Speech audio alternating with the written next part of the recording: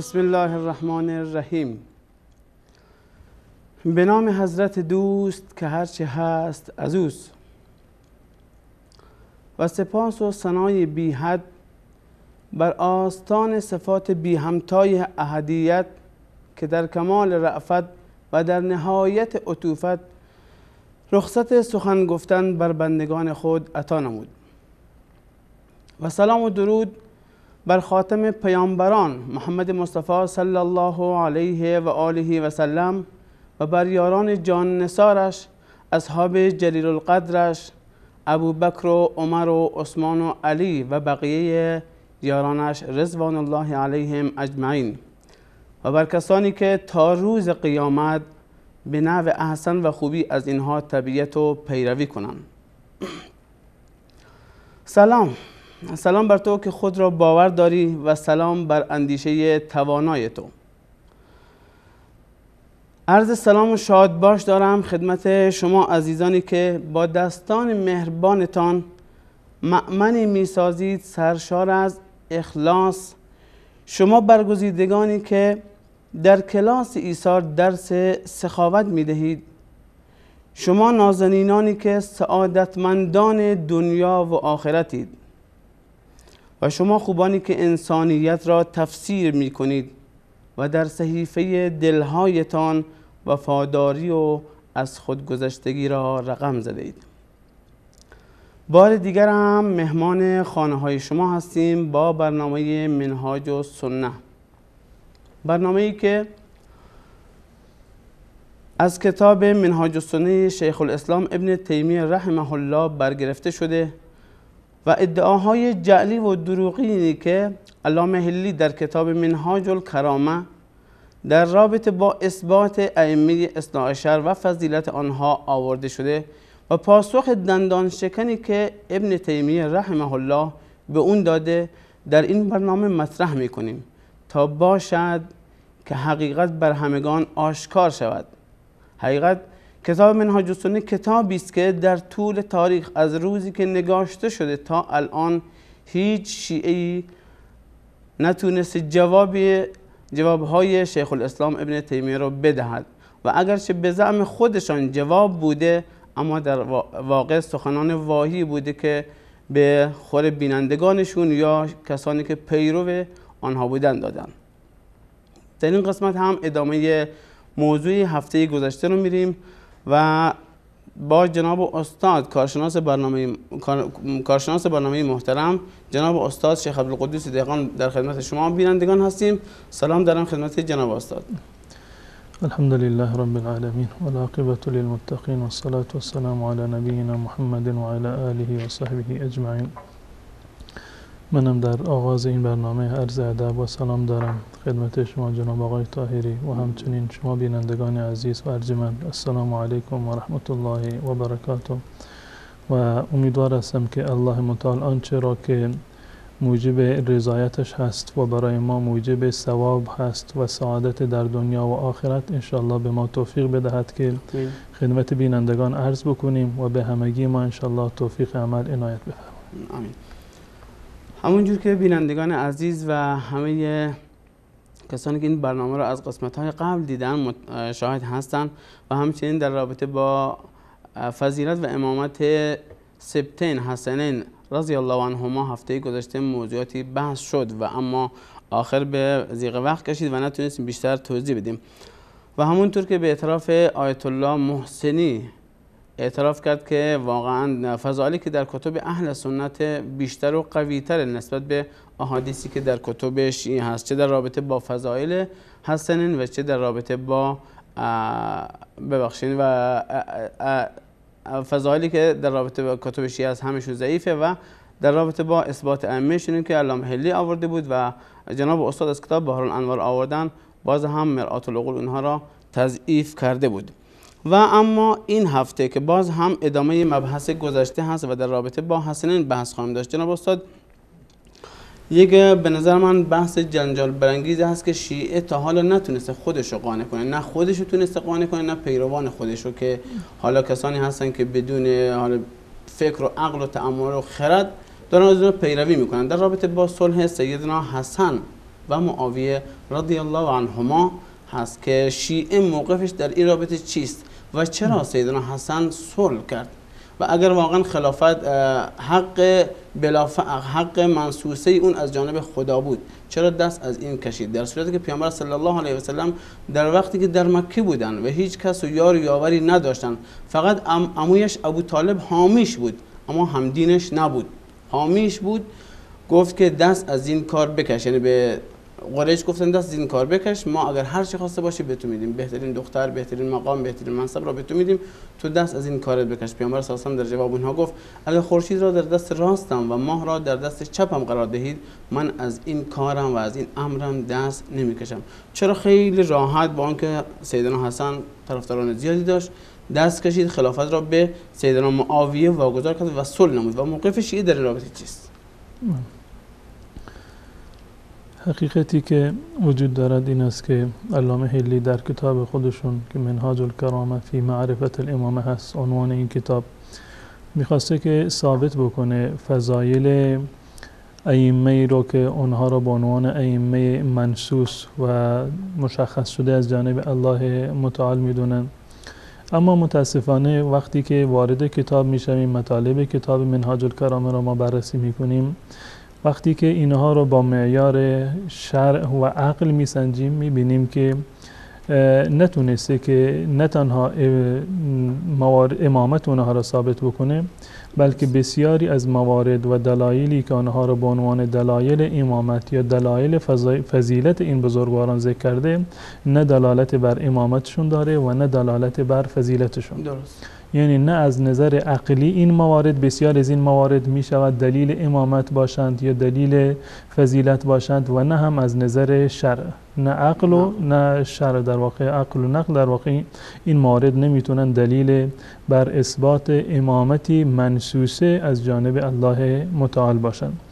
بینندگان عزیز مستحضر هستند که مطلبی که ما فعلا به آن میپردازیم پیرامون ادعایی هست که علامه حلی مطرح کرده بود که مذهب شیعه برگرفته از اهل بیت رسول الله صلی الله علیه و سلم هست، ائمه معصومینی هستند که قرابتی رو دارند با رسول الله صلی الله علیه و سلم، و یک سری دلایل و فضایلی رو که همون گونه که عرض کردم دلیل امامت و دلیل فضیلت نیستند در این کتاب برای اثبات ارجحیت و برتری مذهب شیعه در واقع ذکر کرده بود.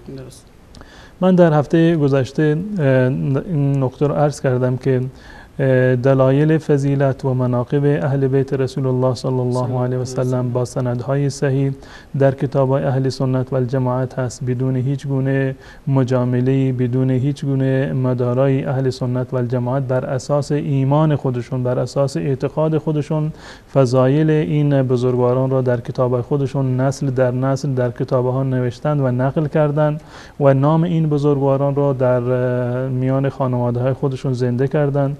نام ابوبکر و عمر و عثمان که نزدیکان رسول الله صلی الله علیه و سلم بودند، دوستان برگزیدهشون بودند، نام علی و حسن و فاطمه و زهرا که جزء اهل بیت رسول الله صلی الله علیه و سلم هستند. یعنی این که اگر ما عملا بیایم کتابای اهل سنت و الجماعت رو بررسی بکنیم و عمل کرد اهل سنت رو در طول تاریخ بیایم بررسی بکنیم، میبینیم که محبتشون و صداقتی رو که در ادعای این محبت داشتند و ارادتی رو که به اهل بیت رسول الله صلی الله علیه و سلم داشتند نه تنها کمتر از شیعه نبوده، بلکه قویتر بوده، عمیقتر بوده و خیلی هم مستندتر بوده.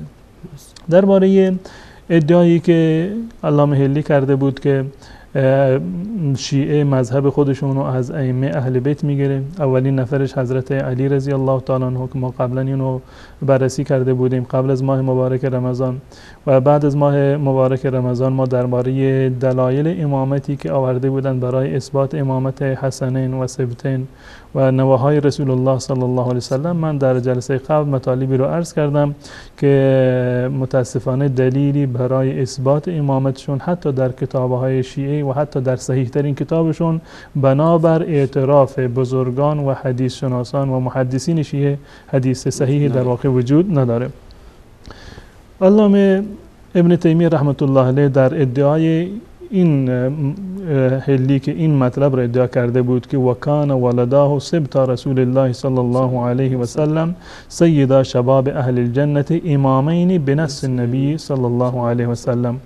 نقطه اول این که در مورد این که حسن و حسین رضی الله تعالی عنهما سبتین رسول الله هستند، نوه‌های رسول الله، ریحانته رسول الله صلی الله علیه و سلم هستند و دو گل خوشبو و گل سرسبد اهل بیت رسول الله صلی الله علیه و سلم هستند و همچنین در روز قیامت سید و سروران جوانان اهل بهشت هستند. در این زمینه هیچ گونه اختلافی وجود ندارد، بلکه دلایل این موارد و این فضایل برمیگرده به کتاب‌های اهل سنت و الجماعت، همون گونه که آیت الله محسنی هم در این زمینه اعترافی رو داشت. اما این نقطه‌ای که میگوید که به نص نبی اینها یعنی امام بودند، این جای سوال داره. ما در کتاب اصول کافی در هفته گذشته نصوصی را و اشاراتی را که برای اثبات امامت حسن و حسین آورده بود اونها را بررسی کردیم و بنابر اصول شیعه دیدیم که در این زمینه دلیل صحیح وجود ندارد، نه از حضرت رسول الله صلی الله علیه وسلم و نه از علی یا کسی دیگر. منتها نقطه‌ای که در این زمینه باید مد نظر باشه، ما وقتی که معتقد به امامت علی یا حسن یا حسین هستیم، اون هم امامتی بنابر مبانی شیعه و تعریفی که شیعه از امامت دارند، امامی که معصوم هست، منصوص هست و مؤید از جانب الله متعال هست، به اون وحی می شود و بدون از خواست و اراده الله متعال و بدون دستور الله متعال هیچ کاری رو انجام نمی دهد و اون وظیفه‌ای رو که الله متعال بر دوشش گذاشته اونو قطعا انجام میدهد، خلاف نظر الله متعال و خلاف رضای الله متعال هیچ کاری رو انجام نمیدهد. علامه ابن تیمیه رحمت الله علیه در راستای این تعریفی که شیعه از امامت دارند یک نقطه رو در اینجا مطرح میکنند. میگوید که خب این فضایل رو که بپذیریم که سبتین رسول الله هستند و سیدا شباب اهل جنت هستند، فرزندان رسول الله فاطمه و حضرت علی هستند، در این هیچ گونه شک و شبهه‌ای وجود نداره. فضایلشون من در هفته گذشته مقداری اشاره کردم و همچنین ارادتی رو که ابوبکر و عمر و عثمان تا به امروز اهل سنت و الجماعت به حسنین دارند بر هیچ کسی پوشیده نیست. اما نقطه‌ای که باید قابل توجه باشد این است که یکی از مواردی که متفق علیه هست در میان شیعه و سنی، یکی از روایاتی که هم شیعه اونو نقلش کردند و هم اهل سنت نقلش کردند این است که رسول الله صلی الله علیه وسلم فرمودند ان ابنی هذا سیدون، این فرزند من انسان بزرگواری هست، سیدی هست این فرزند من، سرور و آغاز، خطاب به حسن رضی الله تعالی عنهم. و ان الله سیصلح به بین فئتین عظیمتین من المسلمین، الله متعال توسط حسن در میان دو گروه بزرگ از مسلمانان صلح ایجاد کرد. یعنی این روایت رو شیعه هم ذکر در کتاب بله، همچنین در کتاب‌های اهل سنت اومده که این روایت یک روایت صحیح است. در کتاب‌های شیعه هم اومده، از حضرت جابر ابن عبدالله این روایت شده و جملهش این است که لعل الله یصلح به بین فئتین من المسلمین، که شاید و چه بسا الله متعال توسط حسن در میان دو گروه بزرگ از مسلمانان صلح را ایجاد بکند. و ما میدونیم در جنگ‌هایی که در زمان صحابه اتفاق افتاد بین خود صحابه، جنگ جمل و صفین در میان حضرت علی رضی الله تعالی عنه و طلحه و زبیر و معاویه رضی الله تعالی عنهم اجمعین، هیچ یکی از این دو گروه دیگر را کافر نمی‌دونستند و یعنی بحث تکفیر بحث مسلمان و کافر نبوده، همون گونه که در این روایت متفق علیه بین شیعه و اهل سنت اومده، اونها در واقع دو گروه بزرگ از مسلمانان زمان خودشون بودند. این روایتی رو که من نقل کردم از کتاب شیعه، مناقب ابن شهر آشوبی اینا آورده، مناقب آل ابی طالب جلد 3 صفحه 185 و همچنین در کتاب بحار الانوار جلد 43 صفحه 298. غیر از این روایات دیگری هم وجود دارد که اهل سنت و شیعه اونو نقلش کردند و چه بسا به اون افتخار میکنند که رسول الله صلی الله علیه و سلم به اهل بیت خودش حسن و حسین و علی اینها فرمود که انا سلم لمن سالمتم و حرب لمن حاربتم، که خیلی اینو میبینیم که حتی به عنوان لوحه و تابلو اینو نوشتند و تبلیغ میکنند. واقعا ما بیایم بر این اساس بیایم بررسی بکنی عملکرد حسن و حسین و حضرت علی و بقیه مخالفانشون رو، به این نتیجه میرسیم که واقعا اون گونه که رسول الله صلی الله علیه و سلم پیشین گویی کرده بودن، حسن رضی الله تعالی آقاست، سرور هست و انسان بسیار شریف و بزرگواری بوده که تونسته در میان دو گروه بزرگ از مسلمانان این اختلافی رو که به وجود آمده بود، اینو اختلاف رو بخواباند و اتحاد و همدستگی رو در میان مسلمانان ایجاد بکنند. خب اگر واقعا حسن رضی الله تعالی عنه امام معصوم من جانب الله بوده، منصوص بوده توسط خود رسول الله صلی الله علیه و سلم و عملکرد ایشان موافق هست با خواست خدا و رسول که ما معتقد هستیم که قطعا هم این گونه هست، پس بنابراین صلحی که حسن رضی الله تعالی عنه با معاویه انجام داده بود، این صلح محبوب الله و رسول الله صلی الله علیه و سلم بوده. بدین خاطر است که رسول الله صلی الله علیه و سلم ایشون ستودند، گفتند این فرزند من آقا هست، آقایی میکنه، سروری میکند و در میان دو گروه بزرگ از مسلمانان صلح و آشتی رو ایجاد میکنه و عملا هم این گونه شد که اون سالی رو که در میان معاویه و حسن رضی الله تعالی عنهما صلح برقرار شد، اون سال رو اسمش رو گذاشتن سال، یعنی عام الجماعه، که سال اجتماع و همدلی در واقع در میان اصحاب رسول الله صلی الله علیه و سلم بوده.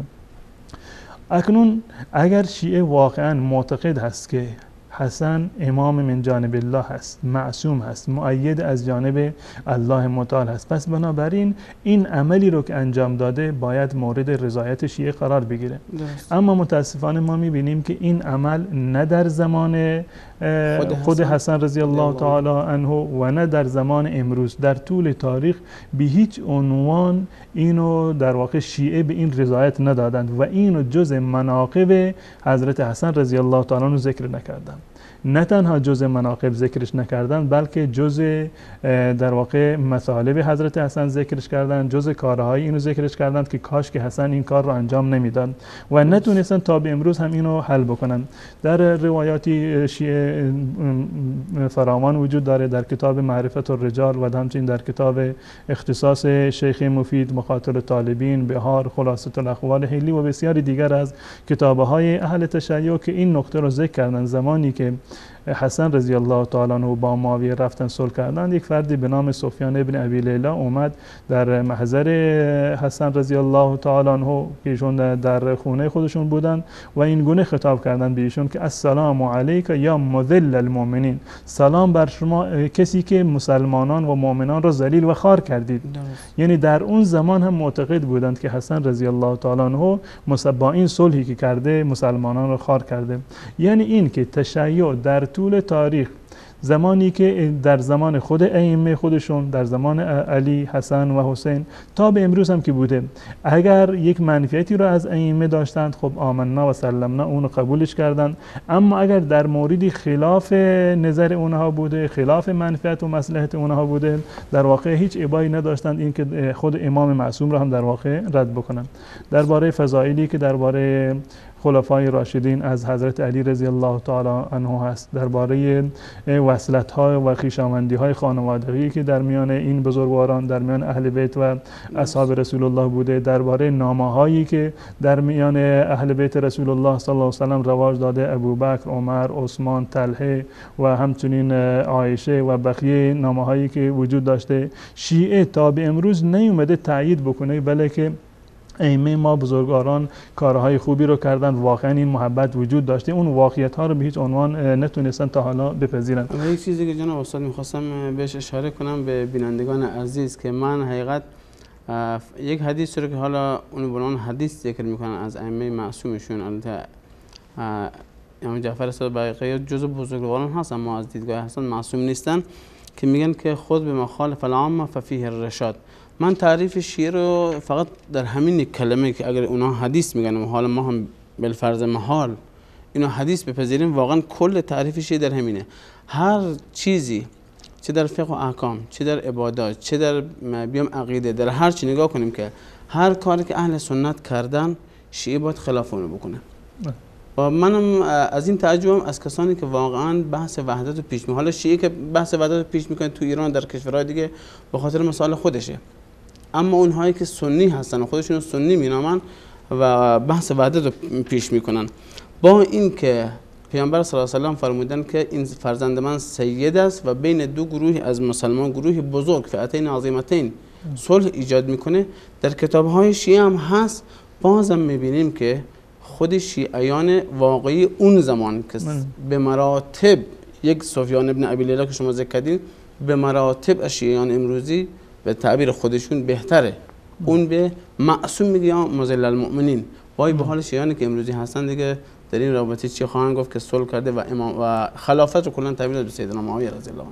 این یک واقعیتی هست که من بارها اینو عرض کردم که شیعه تا به امروز صداقت خودش رو نه برای اسلام اثبات کرده و نه برای اهل بیت رسول الله صلی الله علیه و سلم.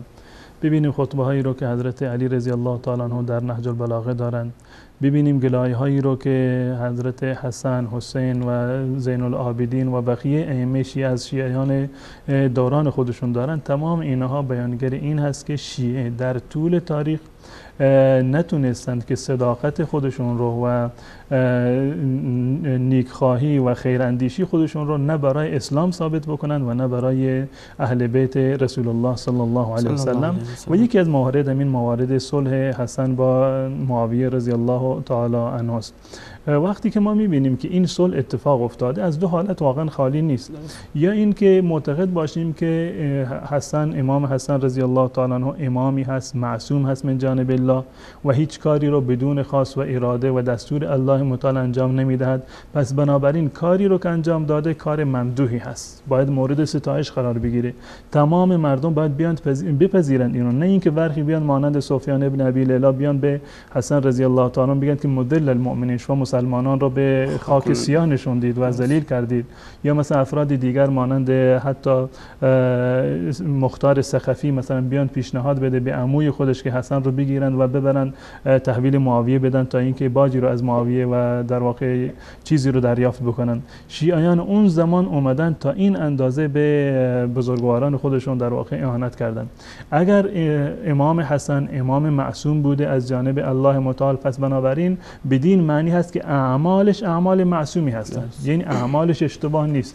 تصمیمی که گرفته تصمیم بسیار درستی هست و این تصمیمی که حسن رضی الله تعالی عنه گرفت، این تصمیم از باب ضعف نبوده، به خاطر سستی نبوده، نه اینکه در واقع قدرت نداشته که حق خودش را در واقع بگیرد یا امامت و خلافت خودش را اثبات بکند، بلکه بنابر روایاتی که حتی در کتب خودشی اومده و کتاب‌های تاریخی، در اون زمان حسن رضی الله تعالی عنه بیش از 40,000 نفر سرباز داشت. این در زمانی که صلح کرد، در زمانی که صلح کرد، یعنی 40,000 نفر سرباز و نیرو داشتند. با وجود این حتی در کتاب‌های تاریخی اومده که 40,000 شمشیر آخته رو حسن رضی الله تعالی در غمد و در غلافشون در واقع فرو برد و اونها رو بست و رفت با معاویه رضی الله تعالی عنه در واقع صلح کرد.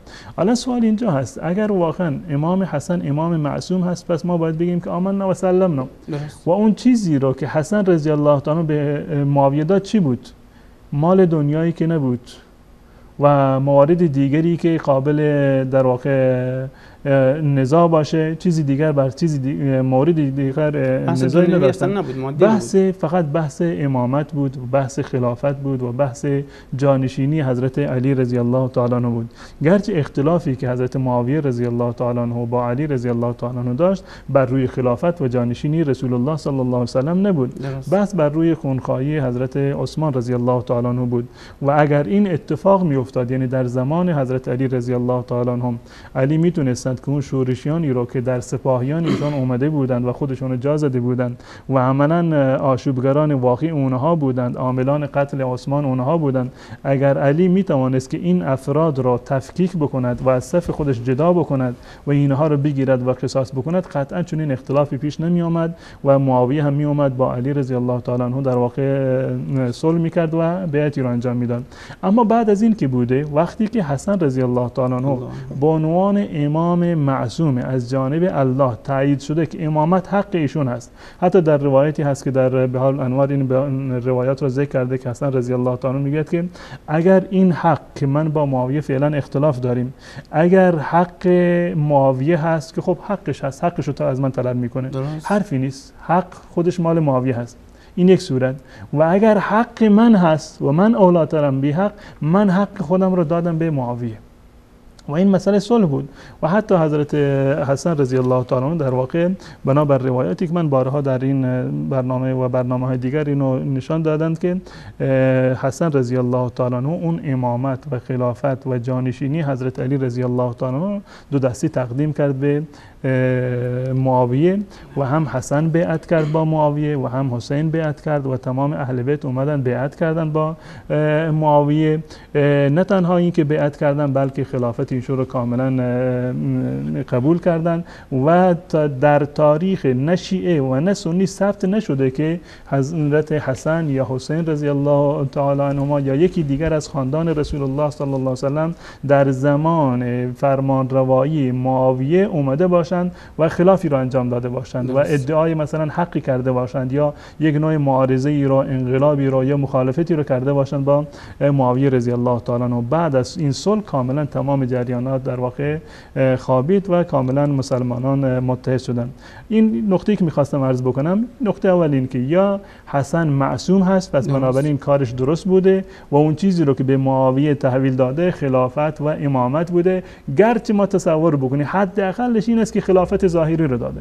چی میخواد این توجیه بکنه که خلافت واقعی مال خود حسن بوده و خلافت ظاهری رو به معنی فرمان روایی دنیایی رو اینو سپرده. به هر صورت این فرمان روایی رو و این خلافت رو تقدیم معاویه کرد و اون کسی که اومد و بنی امیه رو و در رأس اون حضرت معاویه رضی الله تعالی عنه رو در واقع به قدرت رساند، بهش مشروعیت داد، صلح حضرت حسن رضی الله تعالی عنه. چه بسا اگر حسن این خلافت را تحویل معاویه نمیداد، شاید معاویه هیچگاه به عنوان خلیفه مسلمانان در واقع انتخاب نمیشد. این گزینه اول.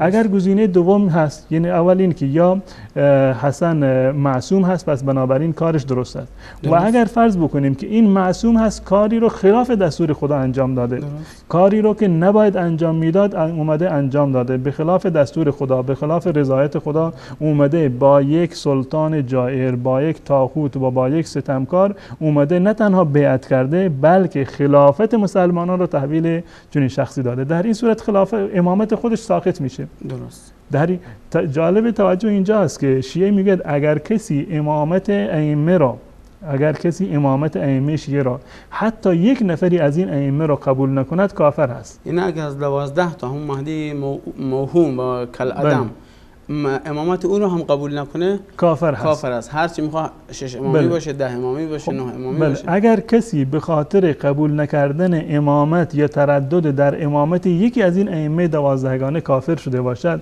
پس اون امامی که خودش امامت را، خلافت را دو دستی تقدیم کرده باشه به یک فردی که کافر هست و به اصطلاح شیعه در واقع جائر هست و ستمکار است، حکم این چی میشود؟ حداقل حکمی که بتونیم ثابت بکنیم اینه که امامتش از بین رفته. دقیقاً. این که اسمتش در واقع از بین رفته. اضافه بر این روایاتی در این زمینه وجود داره. من برخی از این روایات رو در جلسات گذشته و در برنامه حجت بی حجت من اینو عرض کردم. یک موردی رو در اینجا من اشاره میکنم، این است که امام ابو جعفر، امام باقر رحمت الله علیه فرمودند که و اذا ظهر امام جور، هرگاه که یک امام جوری، امام ظالمی، امامی که غیر از اون ائمه 12گانه‌ای هست که مؤید هستن و منصوص هستن از جانب الله متعال، هرگاه که امام جائر و ظالم و ستمکاری سر کار اومد و ظاهر شد، فمن رضی بحکمه، هر کسی که به حکمش رضایت بدهد و اعانه علی جوره و اونو کمک بکند بر اون ستمی که انجام داده، فهو ولیه، اون دوستش هست و شریکش در واقع قرار میگیره. فکر کنم امام جعفر صادق از اون آیه قرآن استدلال کرده که یا ایها الذین آمنوا لا تتخذوا اليهود والنصارى اولیاء بعضهم اولیاء بعض من یتولهم منکم بله قطعا این گونه هست. اگر واقعا معاویه کافر بوده، فاسق بوده، فاجر بوده، نمیدونم حق به اصطلاح ظالم بوده و بعد از در خلافت خودشون ظلم کردن، تمام اینها گناهش برمیگرده به اون کسی که اومده معاویه رضی الله تعالی عنه رو در واقع به این جایگاه رسونده و ایشون رو خلیفه رسمی مسلمانان در واقع اعلام کرده. پس بنابراین اگر ما بخوایم عاقلانه بررسی بکنیم، بیایم اگر واقعا ما ارادت داریم به حسن رضی الله تعالی عنه و حسین رضی الله تعالی عنهم اجمعین باید اون اعمالی رو که ایشون انجام دادن، اون اعمالی رو که رسول الله صلی الله علیه و سلم به خاطر این صلح ستودن حضرت حسن رضی الله تعالی عنه اونو قبول بکنیم و اون کسانی رو که حضرت حسن رضی الله تعالی عنه به عنوان امام خودش، به عنوان خلیفه خودش، به عنوان جانشین حضرت علی برای مسلمانان پذیرفتن، ما هم در واقع به اون ارادت داشته باشیم و این اقدام حسن رضی الله تعالی عنه را بپذیریم و حزمش بکنیم. با این جنبندی که شما کردین خیلی جنبندی زیبا بود. یک سوالی در ذهن من ایجاد شد که دوست دارم اینو از بینندگان شیعه بپرسم، اونایی که پیرو به ظاهر متبعین و پیروان اهل بیت هستن یا پیروان تشیع صفوی امروز هستن. جناب استاد روایت را از امام جعفر صادق رحمه الله روایت کردن کسی که با امام جور همکاری کنه ولی اون میشه و برادر اون میشه و عقیده شیعه هم هست که کسی ولایت و ائمه یکی از ائمه را، امامتی که از ائمه را قبول نداشته باشه کافره. و این هم ظاهر است که اهل سنت به اون معنی که امامت رو میدونن من جانب الله هیچ یک از اهل سنت برای ائمه شیعه قائل نیستن. و اگر بفرمایید. نکته دیگر که جالب هست، مطلبی که من عرض کردم که حسن رضی الله تعالی اومد، یعنی این ولا و برایش در واقع از دیدگاه شیعه کامل نبوده درست. و رفته بیعت کرده با یک شخصی که از دیدگاه شیعه بدترین شخصیت تاریخ است و اونو رأس فساد میدونن. نه تنها حسن رضی الله تعالی عنه رفتن با ایشان بیعت کردن و این خلافت رو در واقع داشتن، همون گونه که در این قول امام جعفر ابو جعفر امام باقر رحمت الله علیه ذکر شده بود، بلکه این به عنوان یک نوع ولایت، یک نوع دوستی بوده. اضافه بر این حسن رضی الله تعالی صراحتا اعلام کرده که من معاویه رو از این شیعیان خودم برتری دادم، ترجیح میدم معاویه رو. هم حضرت علی رضی الله تعالی، من بارها اینو عرض کردم که حضرت علی رضی الله تعالی عنه میگوید که من حاضرم که بیام با معاویه معامله بکنم. در نهج البلاغه لوددت ان معاویه صارفنی بكم صرف الدینار بالدرهم، من دوست دارم که معاویه بیاد با من معامله بکنه، سربازای خودشو با سربازای من حاضرم 10 نفر از سربازای خودم شیعیان را، افرادی که ولایی هستند، به امامت ائمه ایمان دارم، اینها رو تقدیم بکنم به معاویه، در مقابل 10 نفر فقط 1 نفر از سربازان خودشو به من بده. در اینجا 10 شیعه یک سنی، 10 شیعه رو میگه من حاضرم، نه تنها یک سنی بلکه از دیدگاه شیعه 1 ناصبی، یک خارجی، 1 دشمن اهل بیت. حضرت علی رضی الله تعالی حاضر بوده 10 شیعه مسلمان معتقد را فدا بکند به خاطر 1 ناصبی که در لشکر معاویه در واقع بوده. و حسن هم این گفتار رو داره در روایتی که نقل شده از حسن رضی الله تعالی عنه در کتاب احتجاج جلد 2 صفحه 10 و همچنین کتاب بحار الانوار جلد 44 صفحه 20 این مطلب را در واقع نقل کرده که حضرت حسن رضی الله تعالی عنه میفرماید که والله ای والله ارى والله معاویه خیرا لی، ارى والله معاویه خیرا لی من هؤلاء، به خدا قسم معاویه برای من از اینها بهتره، معاویه برای من از اینها بهتره.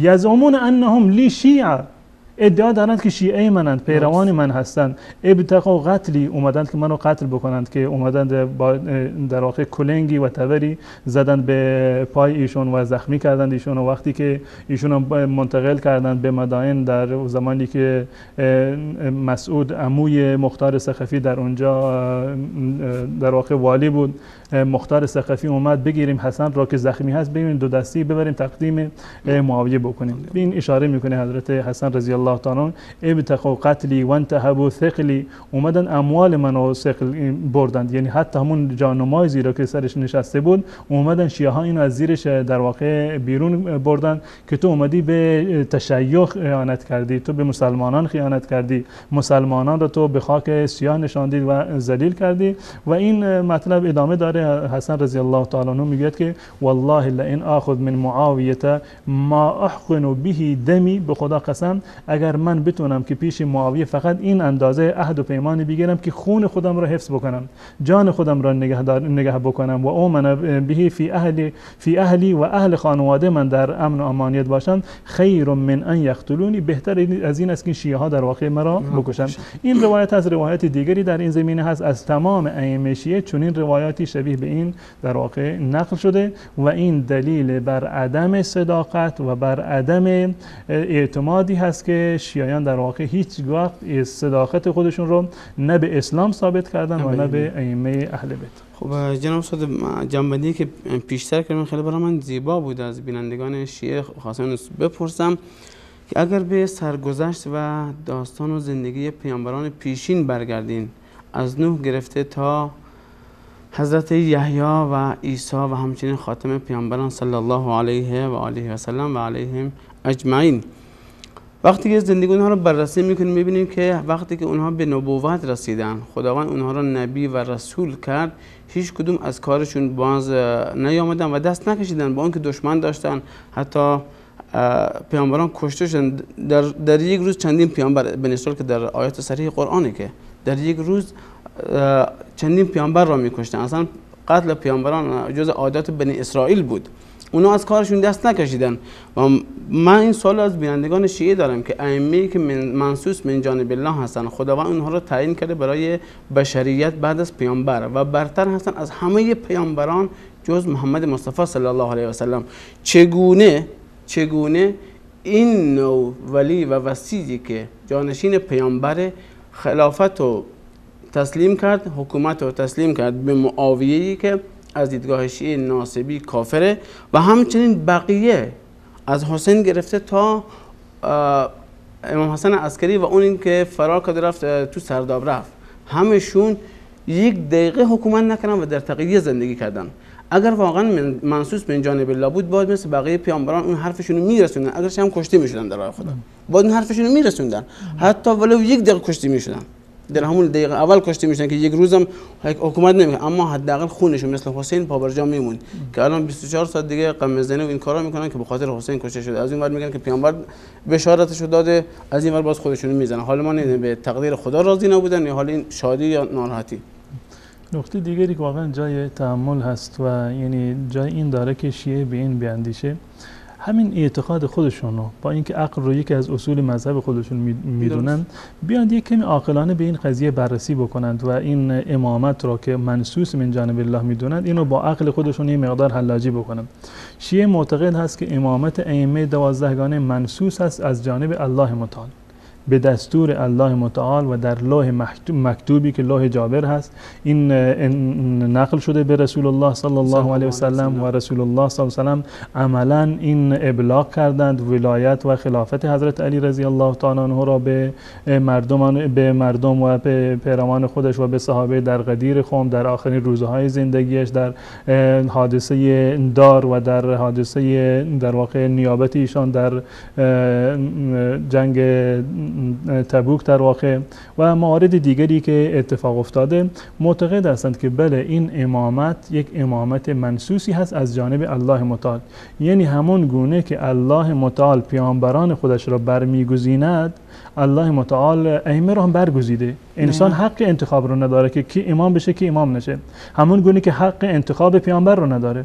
پیامبر هم منصوص از جانب الله متعال هست و امام هم منصوص از جانب الله متعال هست. هیچ گونه تفاوتی در این زمینه وجود نداره. جالب اینجا است که رسول الله صلی الله علیه و سلم زمانی که اعلام نبوت کردن فقط یک نفر بودند، هیچ گونه به اصطلاح پشتوانی رو در واقع نداشتند، هیچ کسی حامی ایشان در واقع نبود برای اینکه این نبوت رو بتونن اعلام بکنن. با این که رسول الله یک نفر بودند، یا تعداد اندکی از مسلمانان که بعدها مسلمان شدند، یا تعداد اندکی که از خویشاوندان ایشان مانند ابو طالب که حامی ایشان بودند، اما قریش با اون همه عظمتشون، با اون همه قدرتی که داشتند، نتونستند امامت را و خلافت را و این وصایت را یا اون نبوت را از رسول الله صلی الله علیه و بگیرن. اگر حق الهی، امامت الهی، نبوت الهی قابل غصب کردن بود، ابوجهل راحت میتونست که پیامبر رو بگیره و خلافت رو و امامت رو از اون بگیره، بگه که من امام هستم. من با اینکه پیامبرم یتیم بودن. بله، با اینکه یتیم، عرض کردم یتیم بودن، هیچ کسی رو هم نداشتن، پشتوانی رو نداشتن، نتونست که بیاد این نبوت رو غصب بکنه. چگونه یک انسانی میتواند بیاد امامت رو غصب بکنه که امروزه میگه ها غاصبان خلافت؟ این امامت رو اومدند از حضرت علی غصبش کردن. از حسن غصبش کردند، از حسین که اصلا نرسید بهش، را وقتی که از حسین بعد تا آخر همه اونها، یعنی هیچ کسی به این گونه که اومده باشه که مردم بیان با اونها بیعت بکنند، امامتی رو داشته باشن، به هیچ کدوم از اونها نرسید. چگونه هست که حق نبوت که یک حق الهی هست، یک منصب الهی هست، قابل غصب کردن نیست، قابل تغییر دادن و عوض کردن نیست، اما امامت به همین گونه راحت هست. و نه تنها این که دشمنان اومدند و این خلافت و امامت رو از ائمه شیعه غصب کردن، بلکه ائمه شیعه هم خودشون رفتن با تمام در واقع حکم فرمایان و حاکمان جور زمان خودشون رفتن بیعت کردن. روایات صریح و صحیح در این زمینه وجود داره که علی بیعت کرده، حسن، حسین و بقیه بیعت کردن. حتی یکی از دلایل غیبت مهدی رو امروز هم این معرفی کردند که به خاطر این مهدی رفته غیبت کرده که بیعتی برگردنش نباشه. اگر باشه الان موجود باشه در این زمان، این حکام جور مجبور هست با یکی بیعت بکنه. خب آقای خامنه‌ای بیعت کنه خیلی راحته، از نوادگان خودشون هست و مشکل به نظر من ایجاد نمیشه. البته شاید کمی بیادبی بشه که ایشون به آقای خامنه‌ای بیعت کنه، خب کار نداره، اوشون بیان سر جای آقای خامنه‌ای بشینن، آقای خامنه‌ای حکومت بنا تحویل بده، خیلی هم راحت میشه.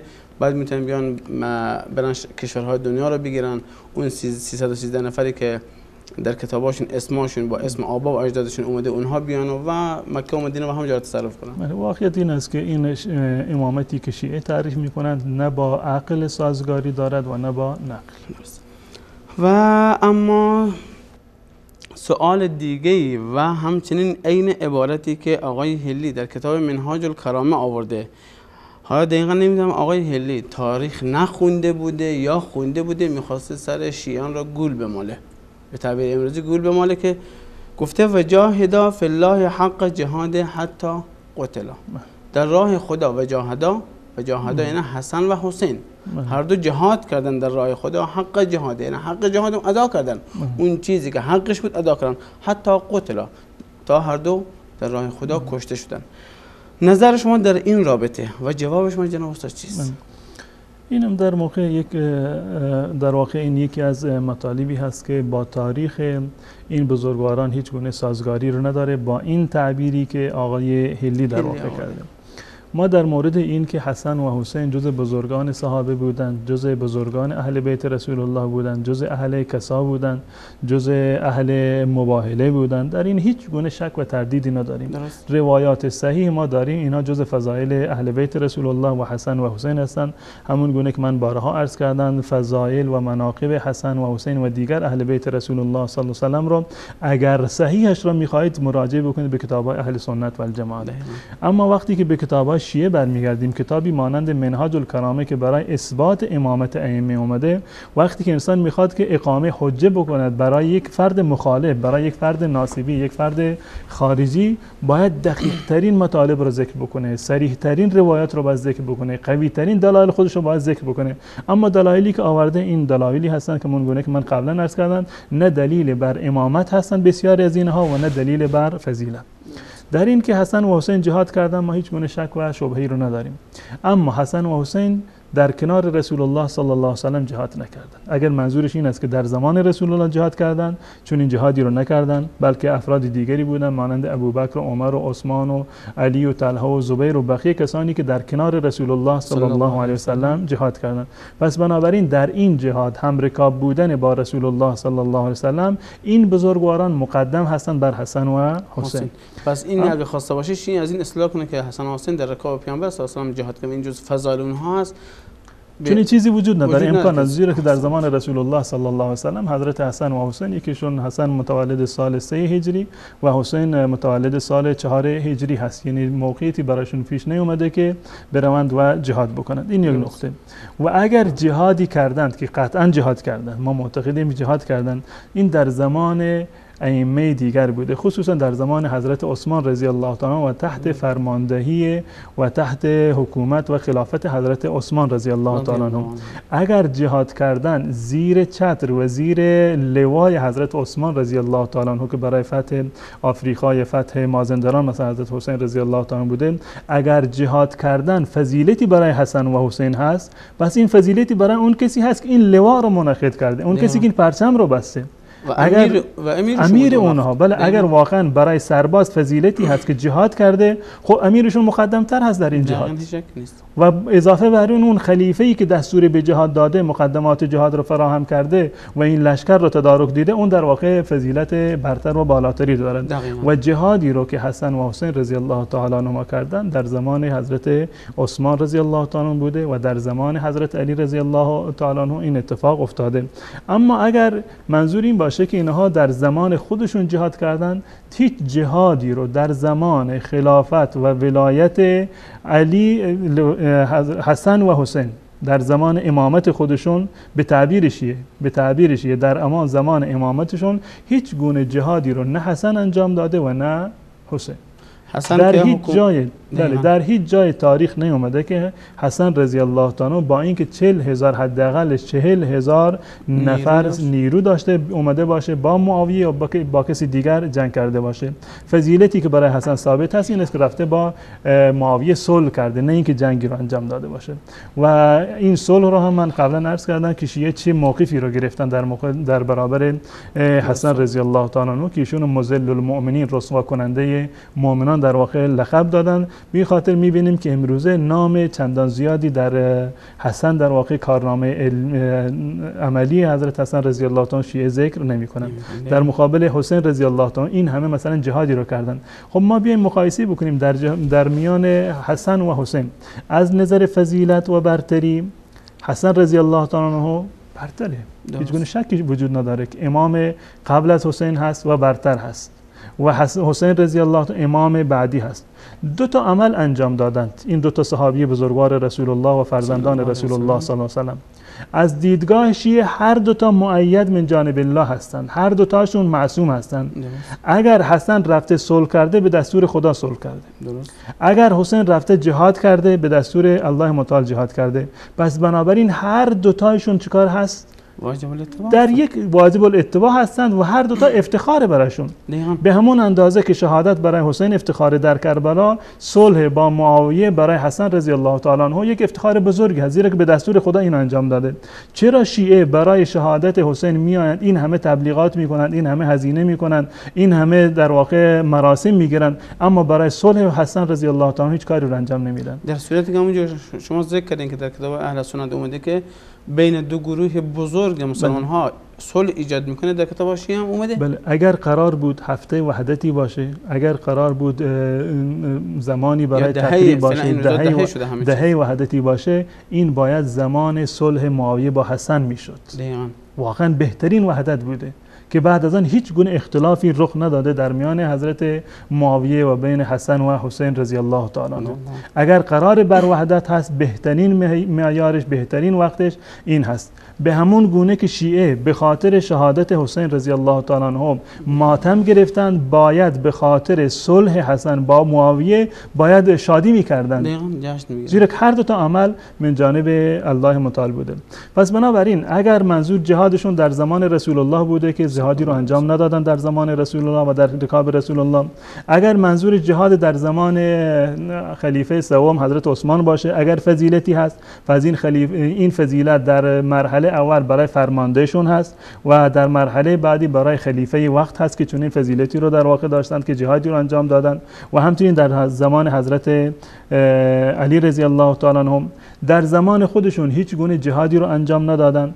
حضرت حسن رضی الله تعالی عنه با اینکه مردم باش بیعت کردند و با تعداد بسیار زیادی از سربازانش رفتند بیعت کردند و صلح کردند با معاویه، و خودش و حسن و بقیه اهل بیتش همه رفتند و بیعت کردند با معاویه رضی الله تعالی عنه. این در مورد حسن رضی الله تعالی عنه.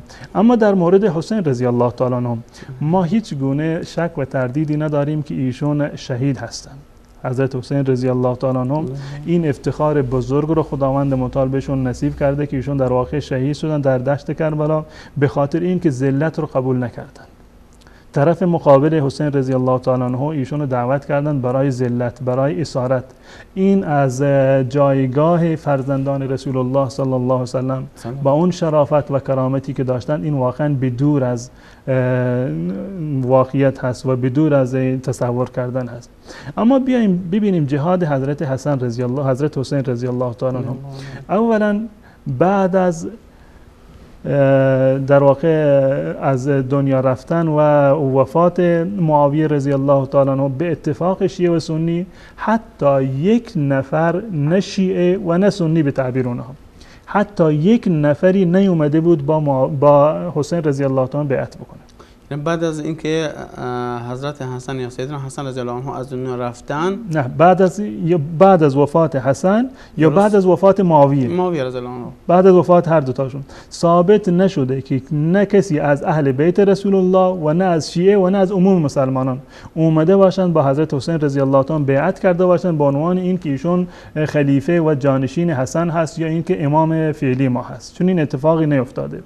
تنها اتفاقی که افتاد این بود که 10,000 نفر از شیعیان کوفه نامه نوشتند به حسین رضی الله تعالی عنه که بیعت نکرده بود با یزید، رفته بود در مکه مکرمه نامه نوشتند به حسین رضی الله تعالی عنه که ما با کسی بیعت نکردیم، ما فعلا امامی رو نداریم، ما منتظر هستیم، العجل که در نامه هاشون نوشته بودند که من شیعتک و شیعت ابیک، این نامه ها رو نوشته بودند و 10,000 نامه نوشتند و 10,000 نفر در واقع بیعت کردند با مسلم ابن عقیل که نماینده حضرت حسین رضی الله تعالی عنه بود.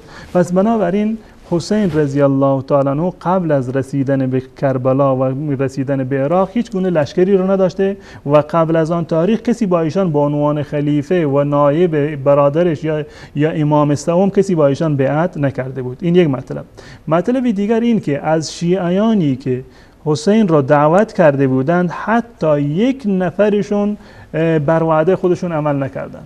حتی یک نفر از 10,000 نفری که اومدن بیعت کردن نامه فرستادن و عملا با مسلم ابن عقیل اومده بودن بیعت کرده بودن به نام حسین، حتی یک نفر در تاریخ شیعه و سنی نقل نشده که اومده باشه در کنار حضرت حسین رضی الله تعالی عنه جنگ بکنه. خود و پدرش، بله، حسین رضی الله تعالی با 72 نفر از اهل بیت خودشون و افرادی که در مسیر راه اومدن و تا کربلا همراهشان بودند و در واقع به شهادت رسیدند. یک نفر از اهل کوفه، از شیعیان کوفه، بزرگان کوفه، یک نفر نیومد با حسین رضی الله عنه همکاری بکنه به جز حر ابن یزید الریاحی که این هم از سربازان عبیدالله ابن زیاد بود و از اون کسانی که نامه نوشته بودند و بیعت کرده بودند با مسلم ابن عقیل، حتی یک نفر هم در واقع در کنار حضرت حسین رضی الله تعالی عنه به شهادت نرسید. این مطلب شما اینجا رشته کنار از دست در نره، شما اینجا ذکر کردین که سیدنا حسین رضی الله عنه با اهل بیتش، کلمه اهل بیت اینجا ذکر کردین، اگرچه شاید به موضوع چندان ربطی نداشته باشه، اما من میخوام به بینندگان بگم که فعلا شاید پای گیرندان نشستن و هم تصویر هم صدای ما رو دارن، این مسئله رو کنن دارن پیگیری میکنن. اگر اهل بیت وقتی به اهل بیت پیامبر برمیگردن، همسران پیامبر به هیچ وجه جز اهل بیت نیست از دیدگاه شیعه. پس شاید اینجا وقتی حسین رفت به کربلا اینا با خانماش همراهش نبودن، یعنی یا داماداش بودن یا دخترش. حضرت حسین رضی الله تعالی به تمام کسانی که همراه ایشون بودند، همراه با فرزندانش بودند و دخترانش بودند و خواهرانش بودند، عموزادگانش بودند، تمام اینها اهل بیت حضرت حسین رضی الله تعالی عنه هستند و استثناء بشه و تمام این موارد جز اهل بیت هستند. بنابراین اگر قرار باشه این تعبیری که شیعه میکنند یعنی اهل بیت، فقط مثلا بگیم که اهل بیت رسول الله صلی الله علیه و حسن باشه، حسین باشه، علی باشه، فاطمه باشه، اینا اهل بیت رسول الله صلی الله علیه و سلم. و اهل بیت حسن کی هست؟ اگر اهل بیت باید امام باشند، حسن رضی الله عنه اهل بیت فضل نداره، حسین فقط داره. اگر حسین رضی الله عنه اهل بیت فقط فضیلت دارند، فقط اون افرادی اهل بیت هستند که امامت به اونها میرسه، فقط اینها فضیلت دارند یا معصوم هستند، فقط و فقط زین العابدین است. بقیه افراد از اون مفهومی که شیعه میگن اهل بیت هستند یا حداقلش این که جزء مفهوم اهل بیت نیستند و این فضایل و مناقب در واقع به اونها اطلاق نمیشه. اما خودشون در کتاباشون گفتند که حداقل 18 نفر از اهل بیت علی رضی الله تعالی عنه، اهل بیت حسین رضی الله تعالی عنه در کربلا شهید شدند. از اهل بیت خود حسین تنها، حسین رضی الله تعالی عنه مجموعاً از اهل بیت رسول الله صلی الله علیه و سلم بودند که به شهادت رسیدند. خب این دو تا نقطه بود که من عرض کردم. نقطه سومی که آقای هلی ادعا میکند که این بزرگواران جهاد کردند در راه الله متعال تا اینکه کشته شدند و به شهادت رسیدند. به اتفاق تاریخ نویسان حضرت حسن رضی الله تعالی در جنگ و جبهه جنگ در واقع به شهادت نرسیدند. ایشون نهایتش این است که قبول بکنیم در بستر بیماری افتادند و اینکه قبول بکنیم که ایشون مسموم شدند. گفته میشد که بیشتر ایشون که مسموم شدند.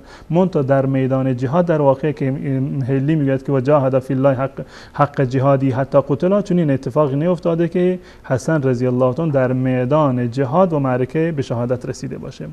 و در مورد حضرت حسین رضی الله تعالی عنه، اگر من اینو به صراحت عرض میکنم خدمت تمام کسانی که خودشون رو شیعه حسن و حسین میدونن، اگر فریبکاری شیعیان نمی بود و اگر نامه‌های دروغین شیعیان نمی بود، اگر غدر و خیانت اهل کوفه نمی بود، هیچگاه حضرت حسین رضی الله عنه به کوفه نمی اومد.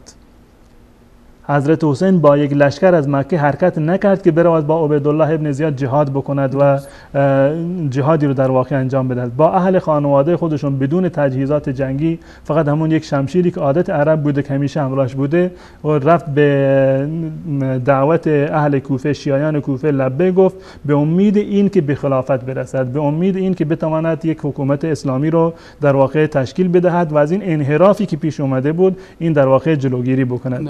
و جالب اینجا هست که این نکته رو شیعه با اینکه در کتاباشون اومده، حضرت حسین رضی الله تعالی عنه در آخرین لحظاتش چی گفت؟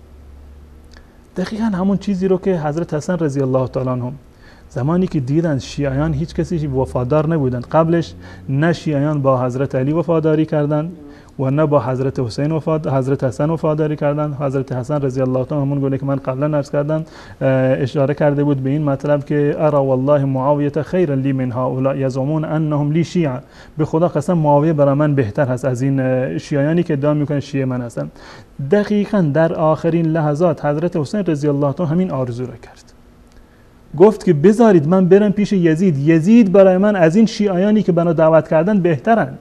سبحان الله. تا این اندازه. و این مطلب در کتاب خود شیعه اومده، در من عرض میکنیم اینو در کتاب ارشاد جلد 2 صفحه 87 و 88 این مطلب را به صورت کامل این در اینجا آورده که شیخ مفید اینو نقل میکنه که جریان کربلا را زمانی که حضرت حسین رضی الله تعالی به کربلا رسید، زمانی که شیعیان اون خیانت کردند و گفتند که ما اینها رو، این نامه ها رو ننوشتیم، زیر قول خودشون و بیعت خودشون زدند. اون کسانی که با مسلم ابن عقیل بیعت کرده بودن همه پس زدن، حتی یک نفر تا آخر با ایشون در واقع نموند که نهایتا مسلم ابن عقیل در کوفه به شهادت رسید. ایشون میگه که بعد از این در جریان کربلا وقتی که حسین رضی الله تعالی با عمر سعد اومدن و در یک جایی مشاوره کردند و رأی زنی کردند، نهایتا به این نتیجه رسیدند و عمر ابن سعد نامه‌ای نوشت برای عبیدالله ابن زیاد که خداوند متعال این قائله را خاتمه داد. الان دیگه به یک نتیجه رسیدیم. گفت که چی هست؟ گفت که حسین رضی الله تعالی عنه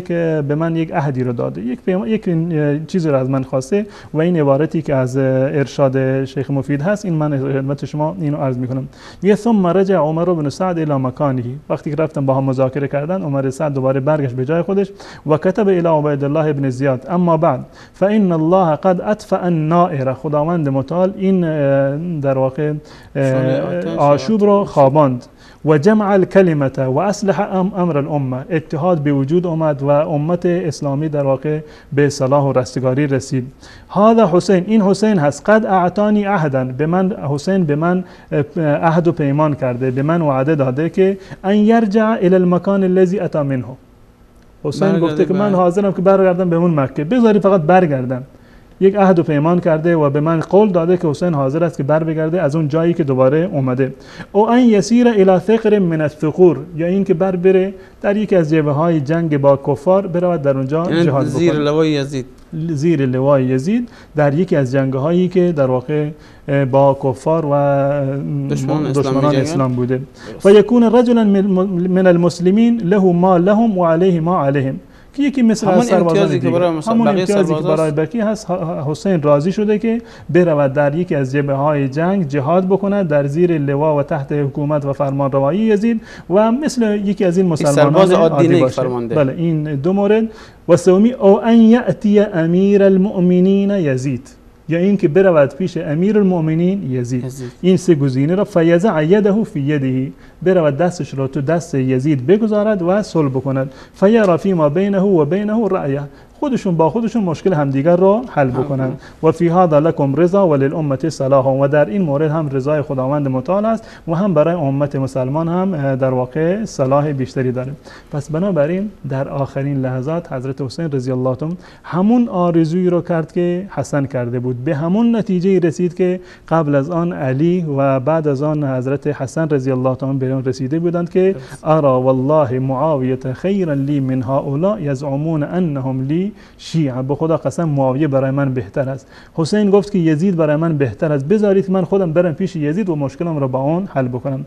پس بنابراین در اینجا شهادت حضرت حسین رضی الله عنه هیچ گونه شک و تردیدی رو ما نداریم که شهید هست و سید شباب اهل جنت هست و این جزء اعتقاد ما هست. اما این که گفته بشه که یزید به خاطر جهاد در راه خدا رفت به کوفه و رفت به کربلا، چون چیزی نبوده.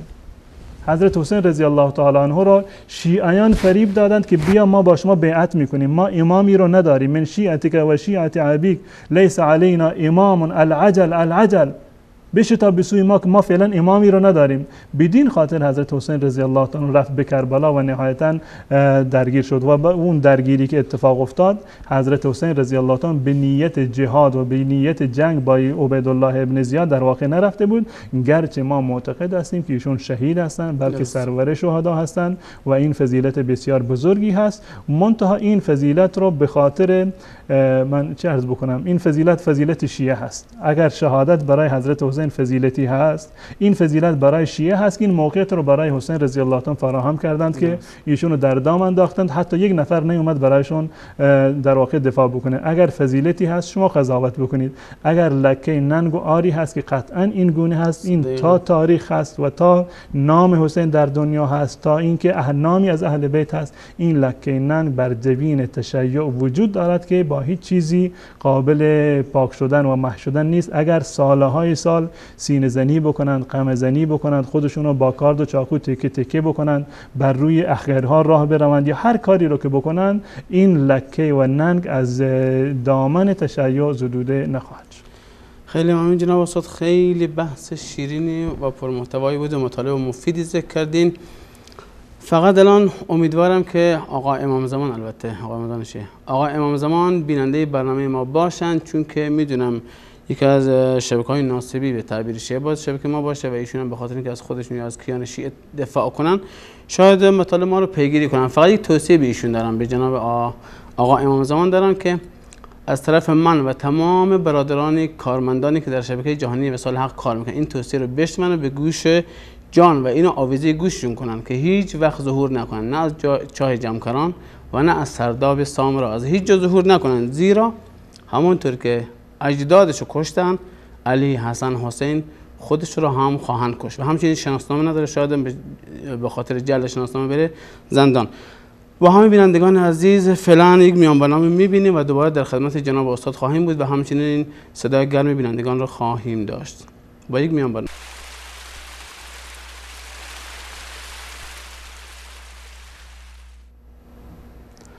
با سلام مجدد خدمت همه شما عزیزان و سروران گرامی. جناب استاد در رابطه با فضایلی که آقای هلی در کتابش ذکر کرده بودی که از این فضایل اینه که میگه که انه لبس الصوف تحت ثيابه الفاخره و این رو جزء فضایل از سیدنا حسن رضی الله عنه میدونن. لطفا اگر این جزء فضایل هست شما برای ما ذکر کنین که ببینید چگونه فضیلتی گفتیم میشه. اینو ما بارها عرض کردیم که در این که حسن رضی الله تعالی عنه امام بزرگواری هستند، فضایل و مناقب بسیار زیادی رو دارند، از بسیاری از اصحاب رسول الله صلی الله علیه وسلم مقدم هستند. ما به هیچ عنوان علی رو، حسن رو، حسین رو با معاویه و با ابو سفیان قابل مقایسه نمیدونیم. اینها واقعا جزء بزرگان اهل بیت رسول الله و صحابه بزرگوار رسول الله صلی الله علیه وسلم هستند. اما بدین معنی نیست و عاقلانه هم نیست که هر چیزی که درباره کسی که ما دوستش داریم درباره کسی که ما بهش ارادت داریم هر چیزی که گفته بشود ما چشم بسته اون قبول بکنیم. اینم جز فضایل هست. فضایل حسن و حسین آمنا و سلمنا، هر چیز صحیح هست و صریح هست ما قبول داریم، در اون هیچ گونه مشکلی رو نداریم. اما محبت با حسن و حسین به این معنی نیست که هر کسی هر چیزی رو که از خودش خواست به عنوان فضیلت بهشون نسبت بده ما هم بگیم ما قبول داریم. اگر قبول نکردیم بشیم که ناصبی بشیم، دشمن اهل بیت رسول الله صلی الله علیه و سلم. درباره این نقطه که ایشون میگن که انه لبس الصوف تحت ثيابه الفاخره، این از نظر تاریخی سند نداره و ثابت نیست. اولا که ثابت نیست که ایشون چنین کاری رو کرده باشه. علامه ابن تیمیه رحمت الله علیه در این زمینه میفرماید که و اما قوله عن الحسن انه لبس الصوف تحت ثياب الفاخره فهذا من جنس قوله فی علی. این دقیقاً مانند همون استدلالی هست که درباره حضرت علی رضی الله تعالی عنه کرده بود که انه کان یصلی 1000 رکعه، حضرت علی رضی الله تعالی 1000 رکعت در شب یا در یک شبانه روز میخوند. خب این فضیلت نیست. اگر ثابت هم شده باشه این فضیلتی برای حضرت علی رضی الله تعالی عنه نیست، زیرا که نمازی که نماز باشه، قیامش، رکوعش، قرائتش صحیح باشه، همون حداقلش رو ما بگیریم، امکان نداره که انسان در یک شبانه روز 1000 رکعت نماز بخونه. این مطلب رو هم درباره علی ذکر کرده و هم درباره زین العابدین هم از این قبیل مواردی رو ذکر میکنه. پس بنابراین این هیچ گونه اگر بالفرض هم که ثابت بشه که ثابت نیست، چنین فضیلتی رو در واقع جور داره با 24 ساعت یا با همون 12 ساعتی که در شب هست، طول شب، همون شب یلدا که به طولانی‌ترین شب است، بازم فکر نکنم احتمال داشته باشه. امکان نداره. پس بنابراین اگر پوشیدن لباس پشمی فضیلتی می بود، خب رسول الله صلی الله علیه و آله این کار رو انجام میداد. اگر این فضیلتی هست پس فضیلتی بالفرض این که ثابت باشه فضیلتی است که حسن داره و رسول الله صلی الله علیه و سلم نداشته. و دوما این هیچ گونه نیازی رو نداشته که حضرت حسن رضی الله تعالی عنه خرج و هزینه بکنه، بالا لباسهای ابریشمی و لباسهای پنبه‌ای و خیلی زیبایی رو و فاخرانه رو بپوشه و در زیر این در واقع لباس پشمی رو بپوشه که یک نوع خدازاری باشه. این در شریعت اسلامی هیچ گونه جایگاهی رو نداره. نه رسول الله انجام دادن و نه قبل از حضرت حسن رضی الله عنه پدر بزرگوار ایشون کسی چنین کاری رو انجام نداده. همین مطالبی است که من قبلا عرض کردم که مواردی رو که آقای هلی ذکر کرده نه دلیل بر امامت هست و نه دلیل بر فضیلت هست. حالا این که حسن بالفرض این که زیر لباس فاخرانه خودشون رفته باشن، لباس پشمی رو پوشیده باشند، پس بنابراین این هیچ گونه دلیلی نه برای امامت ایشون هست و نه برای فضیلت ایشون. و این دلایلی رو که آقای هلی آورده برخیشون از این قبیل هست که از اینها نه تنها نمی شود که امامت رو ثابت کرد یا امامت بلا تأخیر و بلا فصل رو ثابت کرد، بلکه حتی فضیلت رو هم نمی شود که از این چنین افسانه ها و روایات و حکایت های تاریخی نامستند در واقع اثبات کرد. خب جناب استاد همچنین بحث دیگه ای هست که باز هم علامه هلی در کتابش ذکر کرده و اون رو جزء فضایل حسین رضی الله عنه دونسته. و این جزء احادیث ذکر کرده که پیامبر صلی الله علیه و سلم روزی حضرت حسین رو روی زانوی راستش و فرزندش ابراهیم را روی زانوی چپش نشانده بود.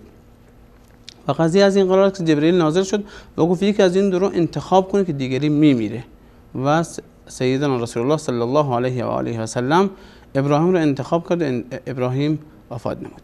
خب نظر شما در این مورد چیه و آیا این که فضیلتی هست یا نیست؟ و همچنین غیر از این که فضیلت باشه یا نباشه، آیا این حدیث تا چه اندازه صحت داره؟ از نظر عقلی وقتی که ما نگاه بکنیم اینجا بحث احتجاج هست، بحث استدلال هست برای امامت حضرت حسن رضی الله تعالی عنه، همون گونه که من قبلا عرض کردم و آنگونه که شیعه معتقد هست امامت این بزرگواران امامت الهی هست. این یک منصب الهی هست که باید دلیلش از جانب الله و رسول الله صلی الله علیه و سلم باشه. از قرآن باید دلیل صریحی می آوردی، از احادیث رسول الله دلیل صحیح و صریحی برای امامت علی یا حسن یا حسین یا هر کسی دیگر می آوردید. اما از آنجایی که دلیل صحیحی و صریحی نه در قرآن وجود داره در این زمینه و نه در احادیث رسول الله صلی الله علیه و سلم، می بینیم که علامه هلی مجبور شده که بنا به چنین روایات در واقع بی سر و پای و موضوع و جعلی و ساختگی استناد بکنه. دقیقاً مانند کسی که در دریا غرق هست، هر کس خاشاکی رو که ببیند به اون چنگ میزند به امید این که شاید بتواند نجات پیدا بکنه. اما واقعیت این است که یک انسان مسلمان که به دین خودش، به اندیشه خودش و به اعتقادات خودش و به عقل خودش ارزش قائل هست، به هیچ عنوان از چنین مطالبی نمیاد استدلال بکنه برای اثبات امامت و یک حکمی در مورد اصول دین، و آن هم که گذشته از این که این روایت یک روایت جعلی و موضوعی باشه. علامه ابن تیمیه رحمت الله علیه در این زمینه می‌فرماید که و اما الحديث الذي رواه ان النبي صلی الله علیه وسلم اخذ یوما الحسین على فخذه الایمن، اما این حدیثی که آقای هلی گفته بود که رسول الله صلی الله علیه وسلم یک روزی حسن و حسین رضی الله تعالی عنه و فرزندشون ابراهیم رو گرفت، یکی بر روی زان راستشون و دیگری بر روی ران چپشون، و جبرئیل علیه السلام نازل شد، گفت خداوند متعال بهت ابلاغ کرده که خداوند متعال این دوتا رو برای تو نگه نمیداره. گویا که برای خداوند متعال سخته که هم حسین زنده باشه و هم ابراهیم فرزند رسول الله صلی الله علیه و زنده باشه. یکی از این دوتا رو یعنی خدا باید بمیره و یکی رو انتخاب بکن، اونم انتخاب با رسول الله صلی الله علیه و یکی بمیرد و دیگری زنده بشه. رسول الله صلی الله علیه و نگاه کرد، گفت اگر حسین بمیرد من هم ناراحت میشم، پسر عمویم حضرت علی رضی الله تعالی عنه اون هم در واقع ناراحت میشه، غمگین میشه، اضافه بر این دخترم هم غم میخورد و یک گروه غمگین میشوند. اما اگر ابراهیم بمیره فقط من هستم که در این زمان در این زمینه من غمگین میشم. دیگران خوشحال میشن یا نه؟ واقعا اینجا سوالی هست، اینو بعد از هلی پرسید. اگر برادر حضرت فاطمه زهرا بمیرد فاطمه غم نمیخورد، خوشحال میشود؟ اگر عموی حسن و حسین بمیرد آیا حسن و حسین ناراحت نمیشوند؟ آیا از این که فرزند رسول الله صلی الله علیه و سلم از دنیا بروند حضرت علی رضی الله تعالی ناراحت نمیشوند؟ این نمیده. این چه منطقی هست که آوردن اینو در واقع معیار قرار دادن برای اثبات فضیلت حسین رضی الله تعالی؟ من عرض کردم که فضائل حسین بیشمار هست، ما فضائل بسیار زیادی رو از ایشون داریم که به روایات صحیح و صریح از رسول الله صلی الله علیه و سلم نقل شده. این از نظر محتوا هست که هیچ بیچ عنوان در واقع نمیتونه دلیل بر فضیلت یا دلیل بر امامت باشه. منتها از نظر روایی این روایت جز روایات موضوع هست، جز روایات ساختگی هست. من به خاطر ضیق وقت که تماس بینندگان رو هم داشته باشیم فقط به چند نقطه اشاره میکنم. به طور مثال علامه ابن جوزی رحمت الله علیه در کتاب الموضوعات جلد 1 صفحه 407 درباره این حدیث میگوید که هذا حدیث موضوع، این روایت یک روایت جعلی هست، ساختگی و دروغ هست. قبح الله واضع، خدا لعنت بکنه کسی رو که و زشت بکنه کسی رو که این حدیث رو جعل کرده. فما افزه، چه حدیث بدی هست. ولا ارى الافه فيه الا من ابي بکر نقاش، آفتش به نظر من از طرف ابی بکر نقاش هست. فانه دلسه که در اینجا تدلیس کرده الی آخر که مطلبی در اینجا بیان میکنه. و همچنین نقل کرده از طلحه ابن محمد الشاهد کان النقاش یکذب فی الحدیث، این ابو بکر نقاش در حدیث در واقع دروغ میگفت. و همچنین برخانی گفته که کل حدیثه منکر، تمام روایات ابو بکر نقاش در واقع منکر هستند. دارقطنی میگه هذا الحدیث باطل، این حدیث یک حدیث باطل، روایت باطلی هست. و همچنین سیوطی در کتاب خودش که در این زمینه نوشتن در الآل المصنوعه و جلد 1 صفحه 357 و همچنین کنانی در کتاب تنزیه الشریعه المرفوعه عن الاخبار الشنیعه جلد 1 صفحه 408 اینو بیان کردند که این روایت جز روایات بی سر و ته و روایات جعلی و ساختگی هست، نه ارزش روایی داره و نه ارزش محتوایی.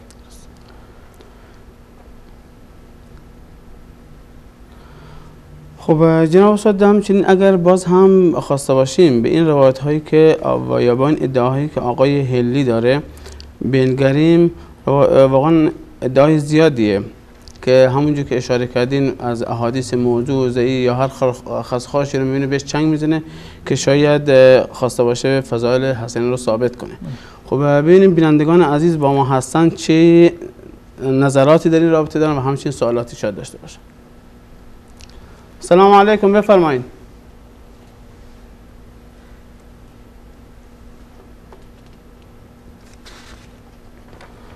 ظاهرا تماس بیننده هم قطع شد. خب جناب استاد، در رابطه حال نمیدونم که وقتی مونده یا نمونده، 10 دقیقه مونده.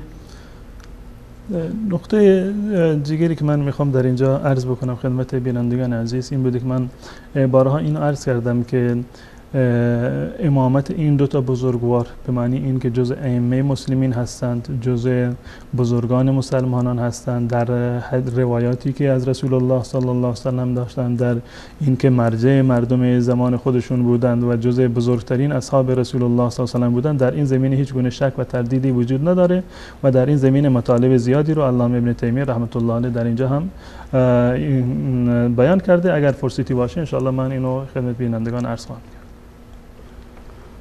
سلام علیکم، بفرمایید. بینندگان عزیزی که تماس میگیرن لطفا از تلویزیونشون فاصله بگیرن و صدا ما را از اون تلفنی که تماس میگیرن داشته باشن. سلام علیکم، بفرمایید. سلام علیکم. و علیکم السلام و رحمت الله. بفرمایید دوست عزیز. بله. الو. بفرمایید، صداتون داره پخش میشه. سلام، خسته نباشید. سلامت باشین، ممنون. آقا عضو میخوام، شما الان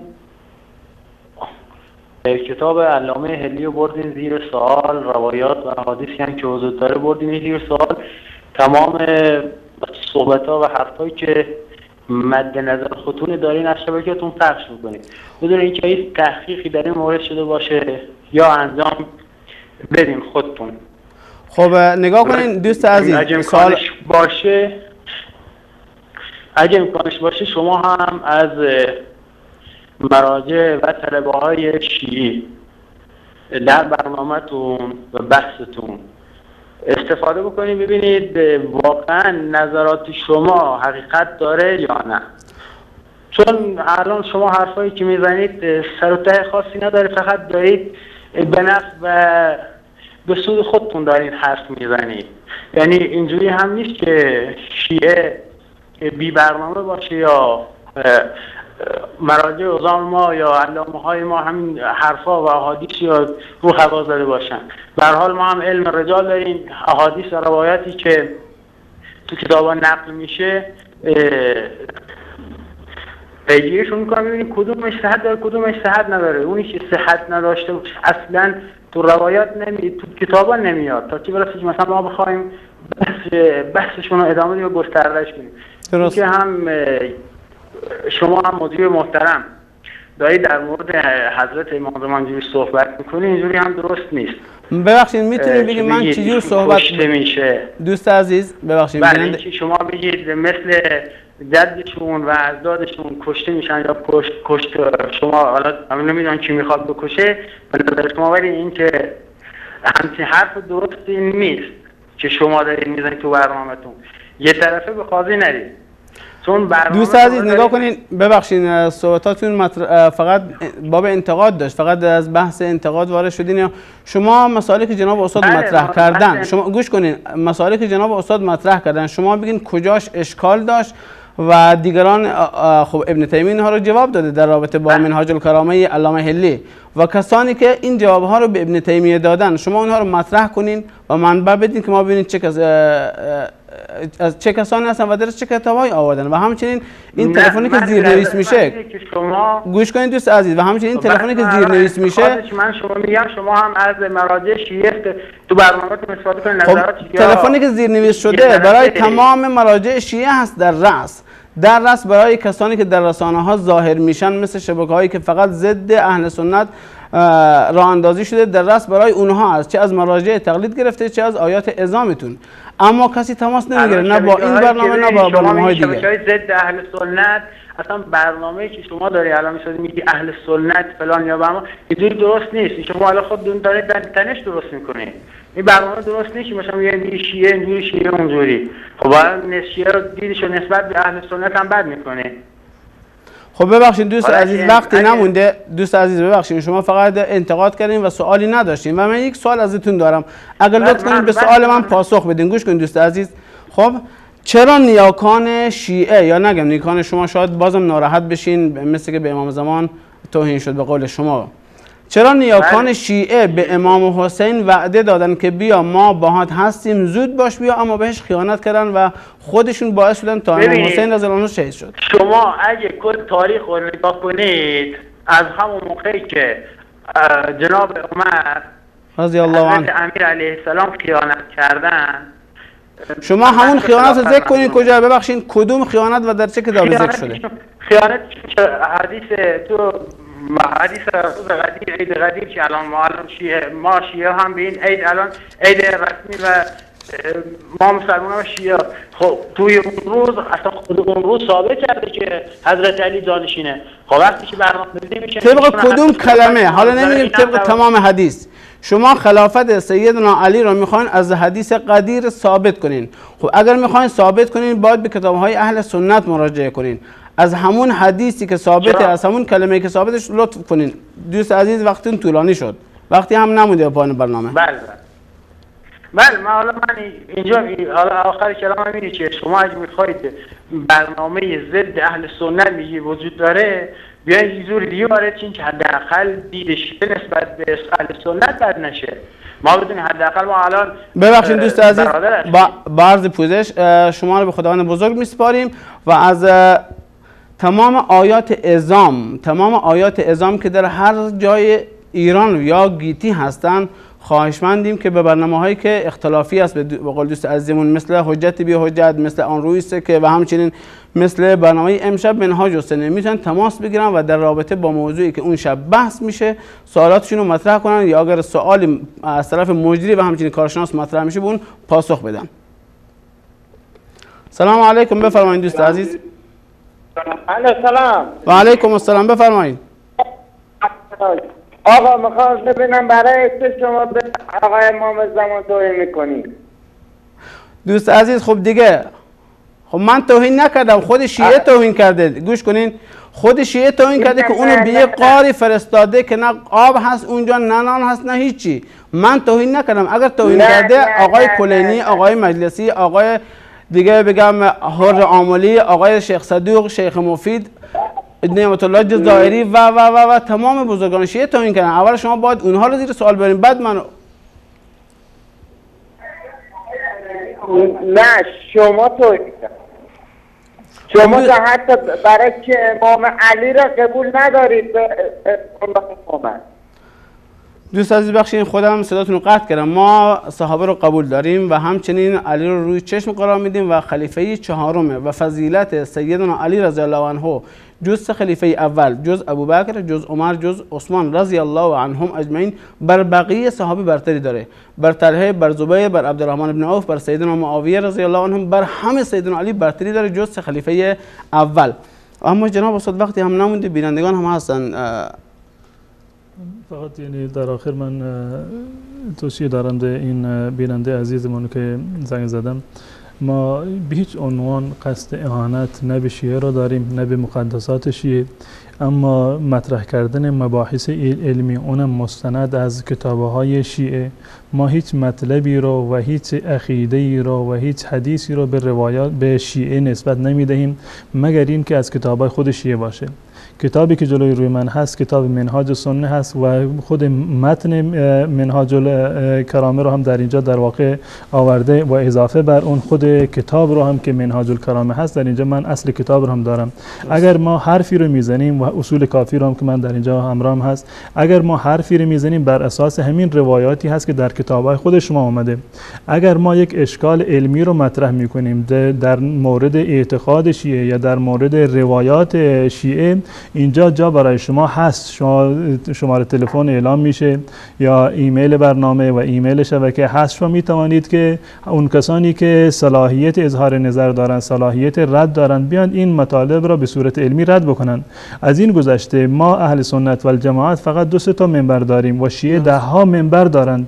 10 شبکه ایران شبکه ایران در داخل ایران دفتر دارند. بیاند این مطالب رو که ما رد میکنیم ذکر بکنند که فلانی در فلان شبکه فلان کتاب این مطلب کذب رو به هلی نسبت داده یا فلان دفاع مثلا بیجا رو از اهل سنت کرده. ما این مطالب رو مطرح میکنیم، علمای شما بیاند این مطالب رو مطرح بکنند، پاسخ بدن، ما بازم پاسخ خودمون رو ارائه خواهیم داد. اضافه بر این شماره هم اعلام میشه، کسانی که واقعا نظر علمی دارند اینو در اینجا میتونن مطرح بکنند. اما در مورد امام زمان که گفتیم که اگر شما اشاره کردید اگر بیاد کشته بشود، این حرف ما نیست، این حرف چندین روایت هست در اصول کافی و بحار الانوار. در کتاب اصول کافی جلد 1 باب الغیبه، در کتاب باب الغیبه حتی در همین یک بابش 5-6 روایت هست که علت غیبت امام زمان قتل هست، یعنی این که ایشون میترسند اگر بیان ایشون رو در واقع میکشند و به تعبیر محترمانه تر ایشون رو به شهادت میرسونند. این حرف ما نیست، حرف روایات شما هست و علامه مجلسی هم این روایات رو برخیشون در کتاب خودشون در واقع تصحیح کردن، گفتند که روایت صحیح است. و همچنین بحث امامت حضرت علی رضی الله عنه در حدیث غدیر خم، این شما بیایید در تمام کتاب‌های لغت و فرهنگ و قاموس زبان عربی از قرآن و حدیث و اشعار عربی بیاید نگاه بکنید، کلمه ولی یک معنی به معنی امامت باشه، به معنی خلافت باشه، به معنی جانشینی باشه به هیچ عنوان نداره.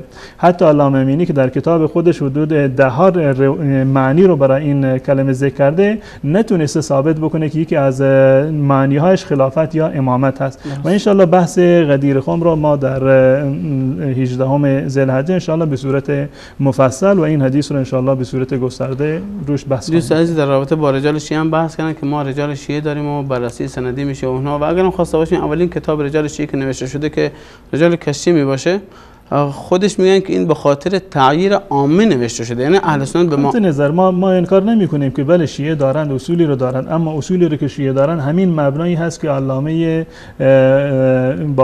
مجلسی اومده و کتاب اصول کافی رو نقد کرده با این کتاب. شما بیایید همین کتاب اصول کافی رو یک نقد مشخصی رو برای ما به ما معرفی بکنید، آقا نقد مجلسی، نقد نمیدونم فلانی فلانی در این زمینه معتبر هستند. یک کتاب صحیح شما به ما معرفی بکنید، آقا شما فقط از این کتاب صحیح ما میتونید استدلال بکنید، بقیه برای ما ارزش ندارن. شما مشخص نکردید. وقتی که ما این مطالب رو بررسی میکنیم خدمت شما بیان میکنیم، این حق علمای شما هست که بیاین دفاع بکنن، در شبکه‌های خودشون برنامه بگذارن، نقد بکنن و اشتباهاتی رو اگر ما مرتکب شدیم این اشتباهات رو بیان بکنن و مطمئن باشید که ما هم اگر برایمون ثابت بشود که مطلبی رو خلاف در واقعیت ما گفتیم، از شما پوزش میطلبیم و به حقیقت باز میگردیم.